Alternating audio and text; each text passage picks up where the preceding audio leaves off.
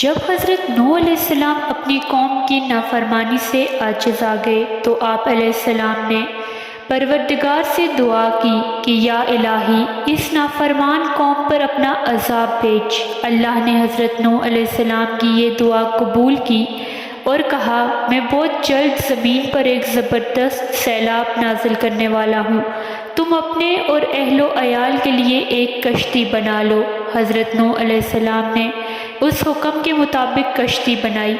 وقت مقررہ پر پانی کا طوفان آیا تو حضرت نوح علیہ السلام نے اپنے نافرمان اور ضدی بیٹے کنان سے کہا، بیٹا اگر سلامتی چاہتا ہے تو اس کشتی میں آ جا ورنہ ڈوب جائے گا۔ کنان تیراکی کے فن میں ماہر تھا، اس نے بڑی حقارت سے جواب دیا، مجھے کشتی کی ضرورت نہیں، میں تیرنا اچھی طرح جانتا ہوں۔ حضرت نوح علیہ السلام نے کہا، بیٹا ایسا کلمہ زبان سے نہ نکال، یہ طوفان ایک خوفناک بلا ہے، تیری ساری تیراکی دھری کی دھری رہ جائے گی، کہاں تک تیرے گا؟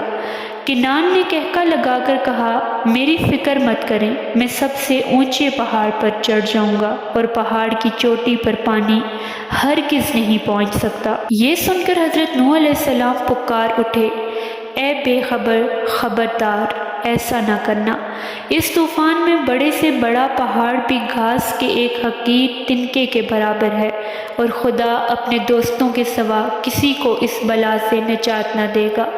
میری نصیحت مان، ضد اور غرور چھوڑ دے، اس کشتی میں آ جا تاکہ سلامت رہے۔ کنان نے کہا، اے نوح علیہ السلام، میں نے پہلے تیری نصیحت کب مانی تھی کہ اب مانوں گا؟ غرض حضرت نوح علیہ السلام نے اپنے بیٹے کو سمجھانے بجھانے کی بہت کوشش کی، لیکن اس بدبخت نے ایک نہ سنی۔ ابھی یہ بحث و تکرار جاری ہی تھی کہ ایک تیز و تند موج آئی اور کنان کو اپنے ساتھ لے گئی۔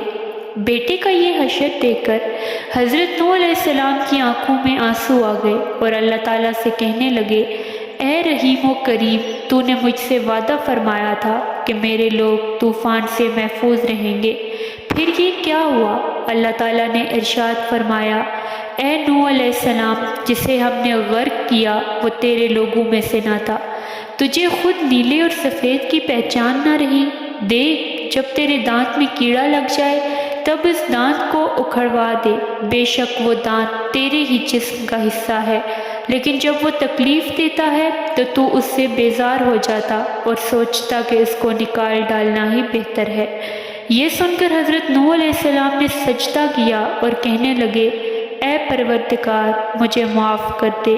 ارشاد ہوا، اے نوح علیہ السلام، وہ سب نافرمان جو اس طوفان میں غرق ہوئے، اگر تو چاہے تو ان سب کو ایک آن میں دوبارہ پیدا کر دوں۔ ایک کنان کے لیے میں تجھے آزردہ نہ کروں گا، لیکن پھر کہتا ہوں کہ وہ تیری نسل سے نہ تھا۔